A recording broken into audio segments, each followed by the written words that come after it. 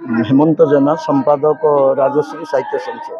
आज कार्यक्रम संपर्क आज पवित्र गणपर्व जो आम ओडिशार रजपर्व से रजपर्वर शेष दिवस ओडिशार प्रमुख सांस्कृतिक अनुष्ठान साहित्य अनुष्ठान ए ऐतिहासिक कटक सहर कैवल्य साहित्य संसद आज एक स्वतंत्र संवर्धना सभा कवि पूजन उत्सव कविता पाठोत्सव एवं पुस्तक संकलन आदि विभिन्न कार्यक्रम रखिला जो सारा ओडिशा कवि कथाकार प्राबंधिक माने अति उत्सुकतार सहित आसी एठी एक बंधु मिलन पर्व से जोग देते एवं समस्त को कैवल्य अनुष्ठान तरफ संपादक डॉक्टर संग्राम सामंतराय एवं अनुष्ठान अन्य कर्मकर्ता माने यथोचित संबर्धित करथिले। एक भाईचारा सृष्टि होता या द्वारा कवि कवयित्री कथाकार मान मध्य एक स्वतंत्र आनंदर वार्ता जाइथिला। आज ये जो प्रोग्राम को आम सब आसीचु तो कैवल्य साहित्य संसद संग्राम सार तरफ ये जो सुंदर कार्यक्रम आयोजन करा जायछि मो हृदय धन्यवाद देवी। से केवल ओडिया भाषा को भल पाती ना से आम ओडिशार संस्कृति परंपरा को सम्मान देबा पई प्रायतः आमर ओडिशार जिते पर्वपर्वाणी रही सबुथिरे से विभिन्न प्रकार कार्यक्रम आयोजन करिथांते। बहुत भल लगे ये कार्यक्रम जोगदे कारण ये भाईचारा सृष्टि हुए।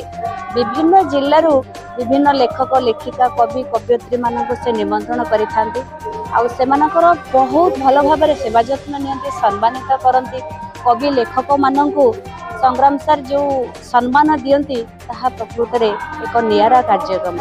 आज ये रज महोत्सव आमे साधारणतः रज पालू जे माने मेदिनी बा धरित्री माता को आम विश्राम दवा पाई तो केवल ये जो ओषा पर्व आमर आम पालन करुचे यार अर्थ ये रहा नुहे कि आम खाली ओषा पर्व पालन करवा नुआ पोशाक पिंधा पिठापଣା खाइबा गोटे भाईचारा सृष्टि करवा आम परिवार भितर ये जो पर्व पर्वाणी आम एकाठी हेबा कांधरे कांध मिलेबा हाथ में हाथ मिले आम आग को जा ये सबू आमर हवा दरकार आग को।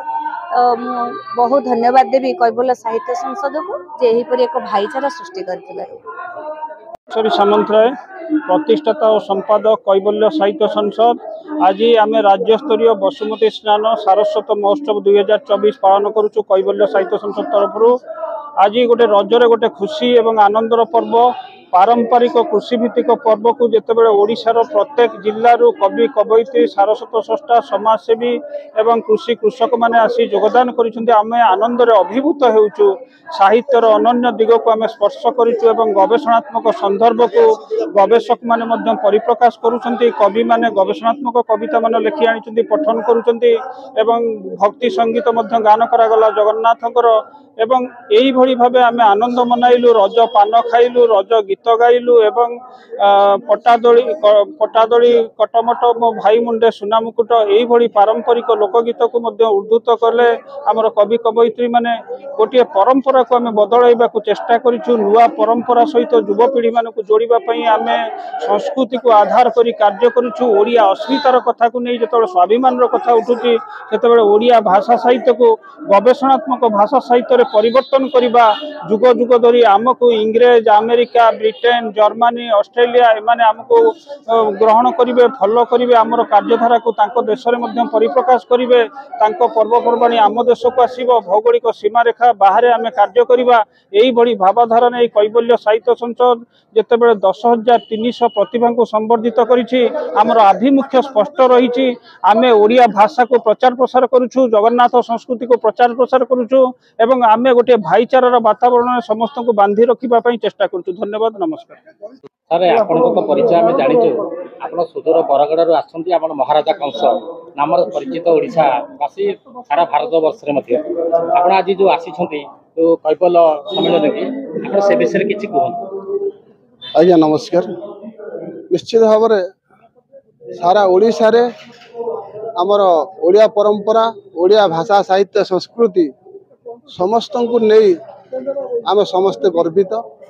आम ओडिशा सारा आम पश्चिम ओडिशार विशिष्ट विश्व प्रसिद्ध धनुयात्रा यह विश्व विदित अटे एवं से धनुयात्रा महोत्सव कंस भूमिका अभिनय करवा आसुचु आम ଅନେକ ଗୁଡ଼ାଏ କଂସ ଅଭିନୟ କରନ୍ତି। 3 ବର୍ଷରେ ଥରେ ଇଣ୍ଟରଭ୍ୟୁ କରାଯାଏ ଏବଂ ଇଣ୍ଟରଭ୍ୟୁରେ ଯେଉଁ ମହାରାଜ ପରୀକ୍ଷାରେ ଉତ୍ତୀର୍ଣ୍ଣ ହୁଅନ୍ତି ତାଙ୍କୁ ସେ ମହାରାଜ ଆସନରେ 3 ବର୍ଷ ପାଇଁ ବସାଯାଏ ଏବଂ ସେହି ଅଭିନୟ ଆମେ ପ୍ରତ୍ୟେକ ଗାଁ ମାନଙ୍କରେ ବି ଯାଇକରି କରୁଛୁ। ସେ ଅଭିନୟରେ ଖୁସି ହେଇକରି ନିଶ୍ଚିତ ଭାବରେ ଅନେକ ଦର୍ଶକ ଆମ ପାଖକୁ ସ୍ୱାଗତ ସମ୍ବର୍ଦ୍ଧନା शुभेच्छा ଜଣାନ୍ତି। ଆଉ ଆଜି ମଧ୍ୟ କୈବଲ୍ୟ ସାହିତ୍ୟ ସଂସଦ ତରଫରୁ ଏହି କଟକ ଶ୍ରୀରାମଚନ୍ଦ୍ର ଭବନକୁ ନିମନ୍ତ୍ରଣ କରି ସମ୍ମାନିତ କରିଛନ୍ତି। ସେଥିପାଇଁ ମୁଁ ନିଜେ ଗର୍ବିତ ଅନୁଭବ କରୁଛି। ଆଜି ରଜ ପର୍ବର ହେଲା ଶେଷ ଦିବସ। ରଜ ପର୍ବ ସାରା ଓଡ଼ିଶାରେ ନିଶ୍ଚିତ ଭାବରେ ପାଳନ କରୁଛନ୍ତି। କାହିଁକିନା ମା ବସୁମତୀଙ୍କର ରଜସ୍ୱାଳା ହୁଏ ଏହି ସମୟରେ ଏବଂ ସେଇ ବସୁମତୀଙ୍କର ଆଜି ହେଉଛି ଶେଷ ଦିନ। ଆଉ ଆସନ୍ତାକାଲି ବସୁମତୀ ସ୍ନାନ କରି ସାରିଲା ପରେ ତାପରେ ଚାଷୀ ଭାଇମାନେ ତାଙ୍କର ଚାଷ କାର୍ଯ୍ୟ ଆରମ୍ଭ କରନ୍ତି। ତେଣୁକରି ଏହି ପର୍ବକୁ ସମସ୍ତେ ପାଳନ କରିବା ନିହାତି ବିଧେୟ ଏବଂ ପାଳନ ଆସୁଛନ୍ତି ମଧ୍ୟ। ଆଉ ସେଥିପାଇଁ ବିଶେଷ କିଛି ମୁଁ କହିବିନି। ଆଉ ପୂର୍ବ ତ ବହୁତ କଥା କହିଛନ୍ତି। ଆଉ ଏତିକିରେ ମୁଁ ରଖୁଛି।